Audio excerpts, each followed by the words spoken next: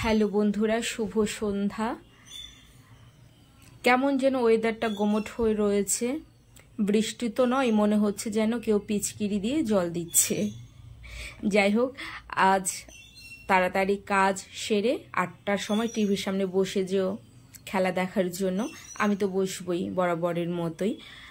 তার আগে বলি, আমরা তো আশাবাদী, আমরা আত্মবিশ্বাসী, কিন্তু তারপরেও সবটুকু তো আমাদের হাতে নয়, কারোর হাতে নয়।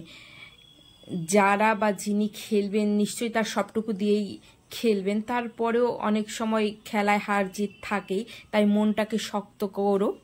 আর কবির ভাষায় বলতে গেলে, মনেরে আজ কহ যে ভালো মন্দ যাহায় আসুক সত্যেরে লও সহজে।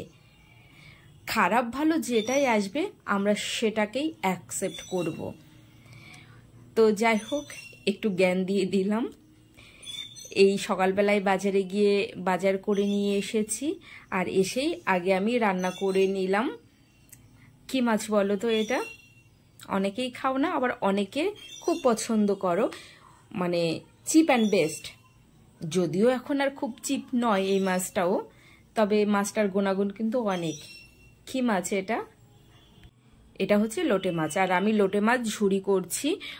বাজার কিন্তু ধরাই রয়েছে। আমি শুধু লোটে মাছটা ভালো করে ধুয়ে নিয়ে আগে রান্না করে নিচ্ছি গরম ভাতের সঙ্গে। এটাই সকালবেলায় আগে খেয়ে নেব, বেশ ভালো লাগে। একটু শুকিয়ে নিতে হবে ভালো করে।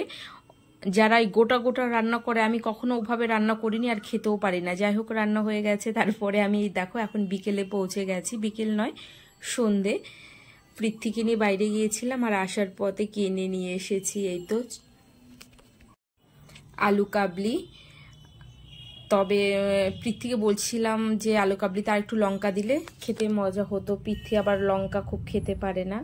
আর এই যে রাতের বেলায় পৃথ্বীর বাবা বাড়ি আসার সময় কত রকমের শাক একদিনে নিয়ে এসেছে। এই যে এই শাকটা আমি বেছে নিলাম, আর সঙ্গে এই যে এখানটায় আছে কুমড়ো শাক, আর যেটা বেছেছি সেটা হচ্ছে পাট শাক। আরও পাট শাক ধরা রয়েছে, আর হচ্ছে গিয়ে পুঁই শাক, আর একটু সবজিও রয়েছে। তো আমি বলছিলাম একদিনে এত রকমের শাক কে আনে, কচু শাক তো রয়েছেই। যাই হোক, একটুখানি পর গুছিয়ে রেখে এই যে রাতের জন্য রান্না করছিলাম। আমি আবার সঙ্গে নিয়ে এসেছিল বিরিয়ানি।